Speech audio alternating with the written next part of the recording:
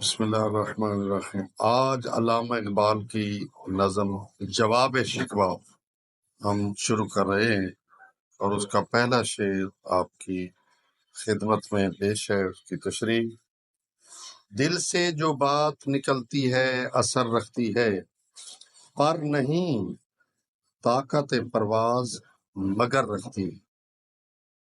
مطلب یہ ہے کہ ایک حقیقت ہے کہ زیر تشریح نظم اقبال نے اپنی پہلی نظم شکوہ کے جواب میں کہی ہے۔ یہ تو آپ کو پتہ ہے۔ شکوہ میں اقبال نے جس بے تکلفانہ انداز میں رب جلیل سے مکالمہ کیا تھا، اس وقت اس نظم کے خلاف شدید رد عمل کا اظہار کیا گیا تھا اور شدید رد عمل آیا تھا۔ چنانچہ اس تاثر کو کسی حد تک زائل کرنے کے لیے جواب شکوہ لکھی۔